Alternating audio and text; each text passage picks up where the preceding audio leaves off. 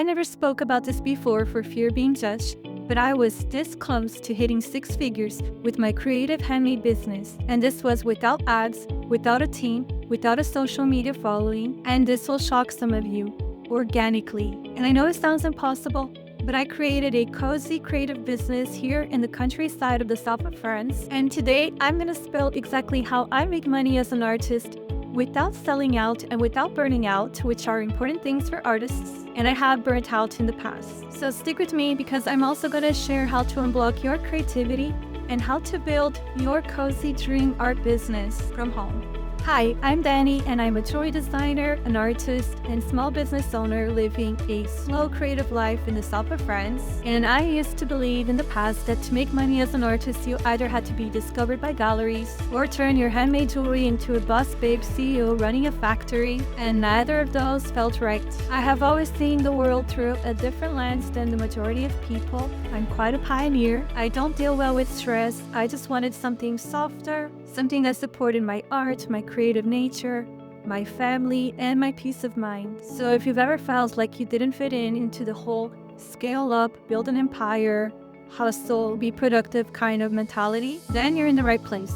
Let's talk about how I built a sustainable, soulful, creative business around my art. Like I said in the beginning, this is the first time I'm sharing how I got close to six figures with a creative handmade business, which is it's a very hard thing to do. This is hard for me because I don't like talking about money or bragging about money.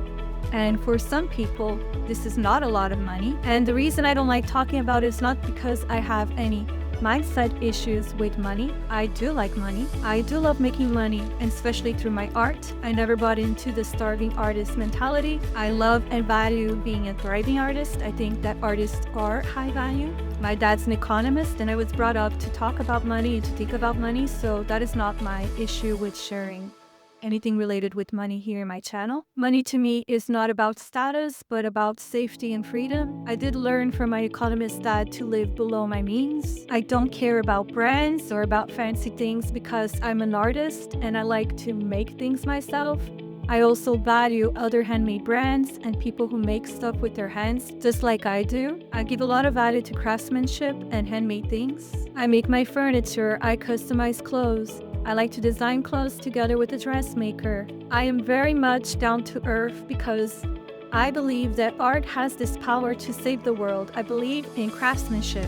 I love to envision a world where there are more artisans and more small handmade businesses, probably because my dad made me read the book Small is Beautiful, which talks about the economy in Bhutan, where basically happiness of the population is measured. And instead of big corporations, the people of Bhutan, they value more small handmade craftsmanship businesses. I could have scaled my business up to grow more, and in the beginning I did look into it, but there were a couple of things that put me off of this route.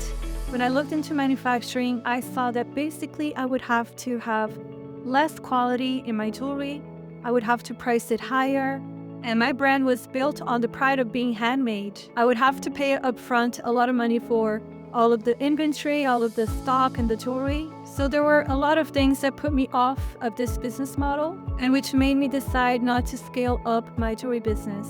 And other factors, other personal reasons as well. I also didn't want to let go of having this slow life, which I value, but just the fact that I was able to achieve all that I have achieved as a handmade artist, which everyone thought was impossible, proved to me that everybody in the past who told me that artists starve were wrong. That artists, they don't have to starve, they can thrive. And what artists actually need is vision. And so income number one, which is more of my bread and butter, is through B2B, wholesale, and drop shipping. And most artists never think of this one. When I started my jewelry brand, Neil in the Sky, I started with only 100 euros.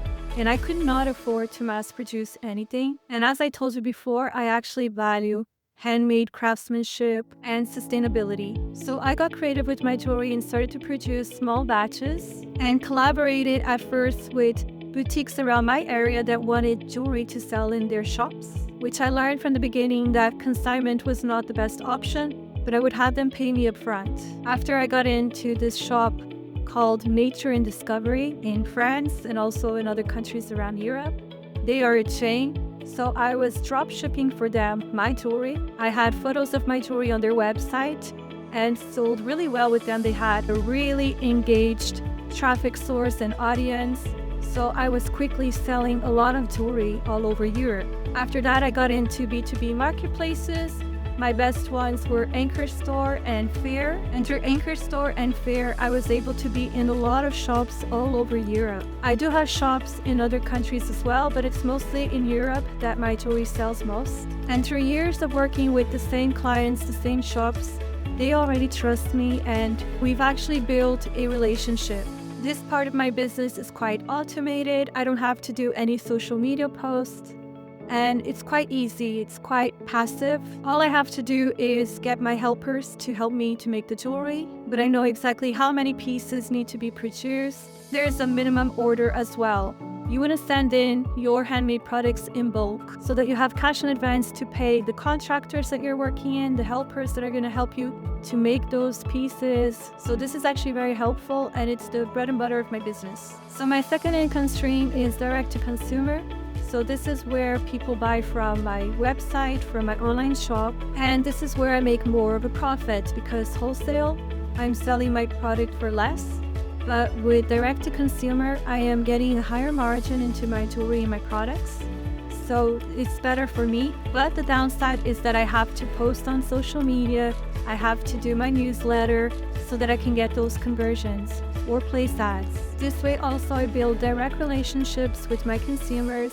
I hear their stories, I get to know them, I get to see how many times they have come back to my shop because that's important. You want your customers to be loyal fans of your products. You want them to become your collectors.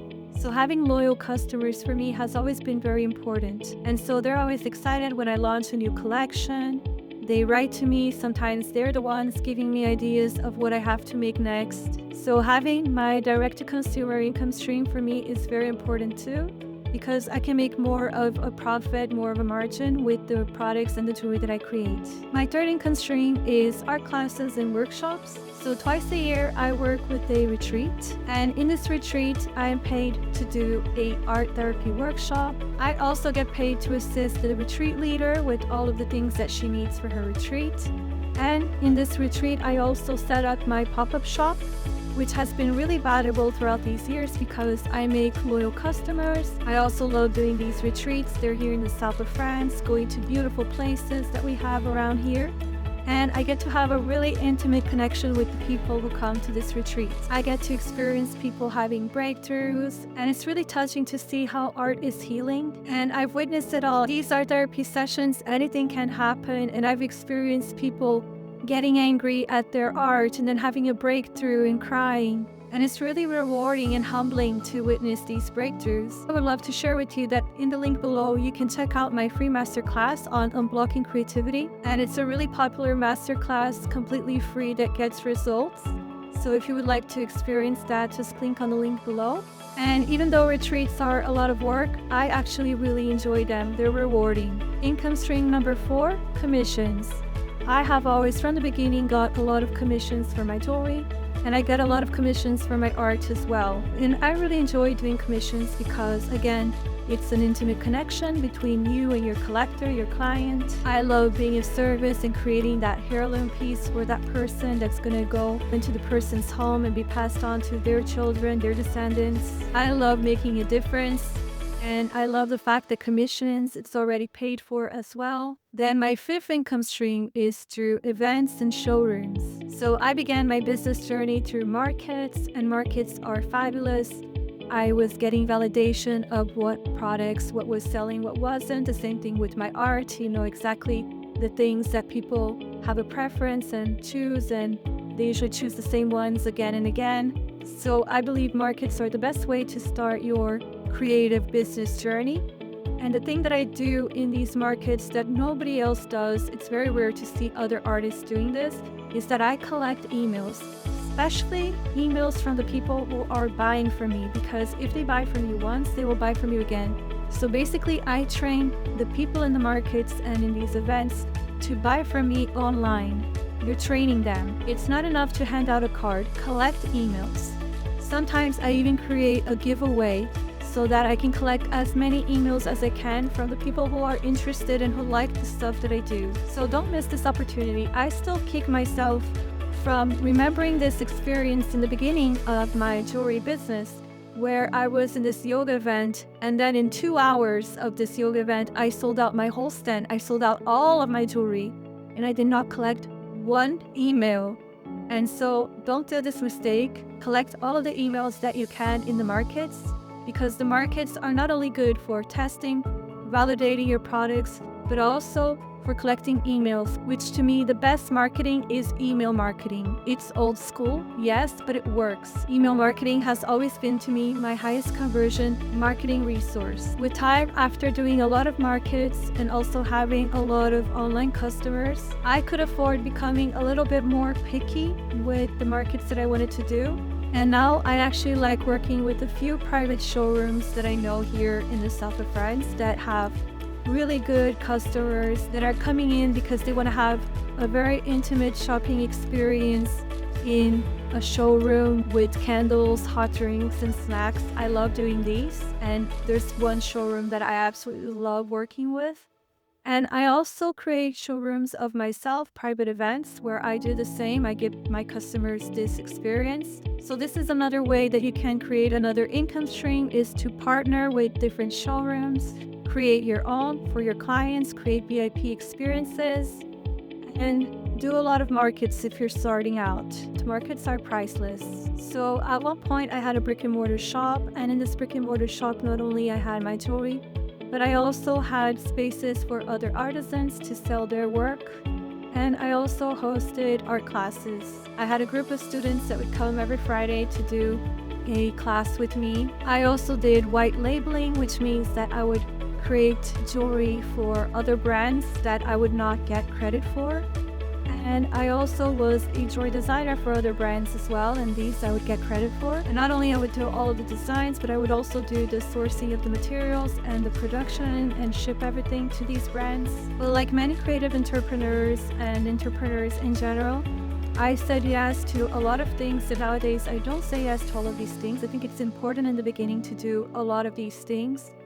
But I actually burnt out, and I'm still recovering from this burnout. I've also had businesses interested in buying my jewelry brand, but nothing has aligned yet, and I'm still attached to this business. But just to say, there are many ways of making money from your art. You just have to try them all out. I've also in the past published a book. I've always been doing creative things, and little by little with time, you're going to become pickier and know what are the things that are more important for your brand. And you can stop doing the activities that are draining your energy, giving you too many headaches, and that are not worth your time or making a lot of money for you. So with time, you're going to know which are the income streams that matter and which are the ones that you can stop doing. And my paintings, they also sell effortlessly, but I don't put a lot of pressure on myself that I have to sell all of these paintings a month, because like I mentioned, I have my bread and butter, and this bread and butter are my B2B shops. So yes, there are 1,000 ways that you can make money from your art and your creativity. I noticed that the things that work for my jewelry work for my paintings. And if I were to create anything nowadays, I know exactly what formula, what recipe, what step by step I need to do to be able to sell that art, whatever medium it is, whatever I decide to do or create in the future. But more and more, I want to create the kind of business that aligns to the things that I love, to my essence, to not burning myself out, to having peace of mind, because peace of mind is a core value of mine. Also, spending time with my family.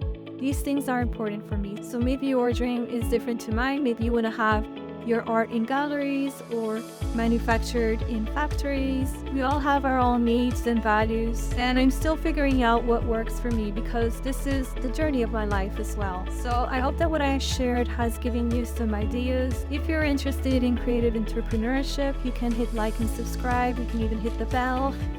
And also in the link below, I have a free masterclass on unblocking your creativity, and I will see you next week. Ciao!